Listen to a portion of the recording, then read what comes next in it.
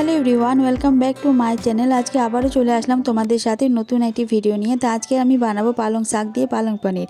তো বাড়িতে থাকা মাত্র কয়েকটা জিনিস দিয়ে খুব সহজে এবং চটজলদি রেসিপিটা বানানো হয়ে যায়। হেলদি অ্যান্ড টেস্টি এরকম ধরনের একটা রেসিপি বাড়িতে থাকলে খুব চটজলদি তোমরাও বানিয়ে নিতে পারবে। তো চলো তাহলে দেখে নেওয়া যাক যে রেসিপিটি আমি কিভাবে বানাই।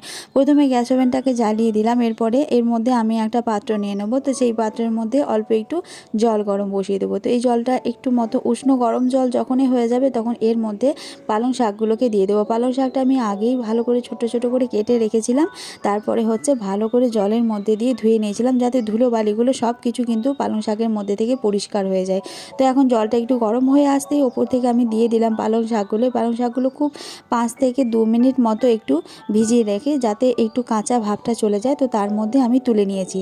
তো এখন এই শাকটা কিন্তু আমি ঠান্ডা জলে দিয়ে ধুয়ে নেবো। একটু মতো ডোবানো থাকবে যাতে এর মধ্যে গরম ভাবটা চলে যায় আর এক্সট্রা বেশি সেদ্ধ না হয়ে যায়। তার জন্য এখন ঠান্ডা জলেতে দিয়ে 2 থেকে 3 মিনিট একটু ভিজিয়ে নেব। শাকটা যতক্ষণ না ঠান্ডা হচ্ছে ততক্ষণ আমি বানিয়ে নেব এই রেসিপিটার জন্য একটা মশলা। তার জন্য আমি এখানে নিয়ে নিয়েছি লবঙ্গ, গোটা এলাচ, গোলমরিচ, তার সাথে নিয়েছি অল্প একটু দারচিনি, গোটা জিরে, একটা তেজপাতা, তার সঙ্গে এটা নিয়েছি স্টার অ্যানিস। তোমাদের কাছে জায়ফল, জয়িত্রী যা কিছু থাকবে সে সব কিছু দিয়ে একটা মশলাটাকে গুঁড়ো করে একটা পেস্ট বানিয়ে নিও। আমি পেস্ট বানিয়ে রেখে দিয়েছি। এখন পনিরগুলোকে ভেজে নিচ্ছি। হালকা হালকা করে পনির ভাজবো। পনির খুব বেশি যেন একটু খরা খরা না হয়ে যায়, তাহলে খেতে অতটা টেস্টি লাগে না। পনিরটা তোমরা কাঁচাও কিন্তু দিতে পারো, অনেকেই কাঁচা দেয়। আমি এখানে কাঁচা ব্যবহার করিনি। তার জন্য লো ফ্লেমে দিয়ে একটু সাদা তেলের মধ্যে দিয়ে পনিরগুলোকে এখন সুন্দর করে লাল লাল করে ভেজে নিচ্ছি।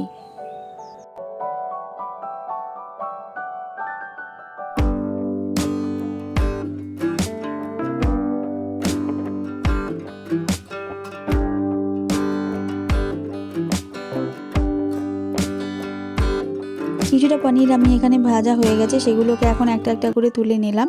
এখন বাকি যে কটা আছে সে কটাকেও ভাজার পালা। তো সব কিছু পনির আমার যতক্ষণে ভাজা হয়ে যাচ্ছে ততক্ষণ কিন্তু শাকটা ওইদিকে আমার ঠান্ডা হয়ে গেছে। তো এদিকে পালং শাক, তার সাথে আমি দেবো অল্প একটু ধনেপাতা। তো সেগুলোকে একটু ব্লেন্ড করে নেবো। ধনেপাতাটাকে আগেই কেটে নিয়েছিলাম কুচি কুচি করে, তারপর সেটাকে ভালো করে জল ঝরিয়ে কিন্তু ধুয়ে নিয়েছি। তো এখন ব্লেন্ডারের মধ্যে দিয়ে দিয়েছি। প্রথমে দিলাম ধনেপাতা, তার থেকে ওপরের মধ্যে দিলাম পালং শাক। তো এই পালং শাকের মধ্যে আমি আরও কিছু ইনগ্রিডিয়েন্টস আমি অ্যাড করব। সেগুলো এখন এই মশলাটাকেও ভেজে নিচ্ছি তেলের মধ্যে দিয়ে। অল্প একটু লাল লাল হয়ে গেলে কিন্তু এর মধ্যে থেকে একটা ভালো খুব সুন্দর ফ্লেভার বেরোবে। তো যে ফ্লেভারটা বেরোবে তার জন্য মশলাটা আমি এখানে দিয়েছি। সঙ্গে আমি দিয়ে দিলাম একটা বড় সাইজের টমেটোটাকে ধুয়ে কেটে নিয়েছি লম্বা লম্বা করে। চৌকো চৌকো করলেও হতো, কিন্তু আমার বেশিটুকু লাগবে না। অল্প একটু যেন ওপরে খোসাটা যেন একটু সফট হয়ে যায় সেই মতো করে আমি সব কিছু ব্লেন্ডারের মধ্যে দিয়ে একসাথে কিন্তু মশলা তার সঙ্গে টমেটো সব কিছু ব্লেন্ড করে নিয়েছি। এখন ওই একই তেলের মধ্যে এই ব্লেন্ড করা পেস্টটা পুরোটাই আমি কড়াইয়ের মধ্যে দিয়ে নিয়ে এখন নাড়াচাড়া করব। তো এটা বেশ কিছুক্ষণ নাড়াচাড়া করার পর ওপর থেকে দিয়ে দিলাম অল্প একটু লবণ, তার সাথে দিয়েছি খুব অল্প পরিমাণে হলুদ। আর এর সঙ্গে কিন্তু অবশ্যই চিনিও কিন্তু অ্যাড করে নেবে, কারণ যেহেতু আমি এটা নিরামিষে বানাবো, তো সেই কারণে একটু চিনি আর লবণের কম্বিনেশনটা সমান হলে কিন্তু খেতেও খুব ভালো হবে। এই মশলাটা থেকে যতক্ষণ তেল ছেড়ে আছে ততক্ষণ আমি অন্য একটা কড়াইয়ের মধ্যে অল্প একটু তেল দিয়েছি। তার মধ্যে ওপর থেকে দিয়ে দিলাম আদা বাটা। এই আদাটার মধ্যে দিয়ে আমি এখন লঙ্কা গুঁড়ো, একটু হলুদ গুঁড়ো, অল্প একটু নুন দিয়ে ভালো করে একটু নাড়াচাড়া করে নেবো যাতে এর মধ্যে থেকে একটু তেল বেরিয়ে আসে। তো তেলটা বেরিয়ে আসলে ওপর থেকে দিয়ে দিলাম পালং শাকের ওই পেস্টটা। তোমরা চাইলে অল্প একটু রসুন, চাইলে পেঁয়াজ দিয়েও বানাতে পারো, তাহলে কিন্তু টেস্টটা অন্যরকম হবে। আমি যেহেতু নিরামিষে বানিয়েছিলাম তো সেই কারণে আমি শুধুমাত্র আদা বাটাটা এখানে আমি ইউজ করেছি।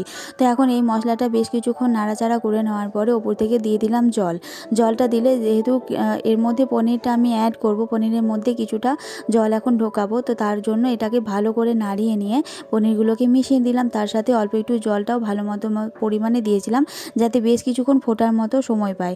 এরপরে ওপর থেকে ঢাকা চাপা দিয়ে 5-10 মিনিট এইভাবেই আমি রেখে দেবো।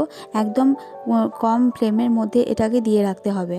এদিকে পনিরের গ্রেভিটা ঠিক এরকম মতন অবস্থায় যখন এসেছে তখন ওপর থেকে আমি দিয়েছিলাম 4-5টা কাজু বাটা। কাজুটাকে আগে থেকে ভিজিয়ে রেখে বেটে নিয়েছিলাম, তো তার উপরে দিলাম। তোমরা চাইলে ক্রিমও দিতে পারো, ক্রিম পাওয়া যায় সেই ক্রিমও দিতে পারো। আমার ক্রিম ছিল না, তার কারণে আমি এখানে কাজু বাটাটা ইউজ করেছি। কাজু বাটা দিলে কিন্তু বেশ টেস্টটাও কিন্তু অন্যরকম লাগে, একটা অন্যরকম ফ্লেভার আসবে। তো এখানে রেডি হয়ে গেছে খুব অল্প টাইমের মধ্যে পালং পনির রেসিপি। তো দেখো রেসিপিটা কেমন লাগলো তোমাদের, খেতেও বেশ ভালোই হয়েছিল।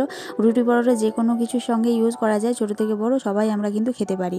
তো আমার তো বেশ ভালোই লাগলো নতুন রকম একটা রেসিপি ট্রাই করে। তোমরাও ট্রাই করো নতুন ধরনের কোনো রেসিপি, নতুন কিছু জানতে পারলে বেশ ভালোই লাগে। তো চলো আজকের মতো ভিডিওটা এই পর্যন্তই। খুব তাড়াতাড়ি তোমাদের সাথে নিয়ে চলে আসবো নতুন একটা ভিডিও। সবাই ভালো থেকো, সুস্থ থেকো। তোমাদের সাথে খুব তাড়াতাড়ি দেখা হবে। টাটা সবাইকে।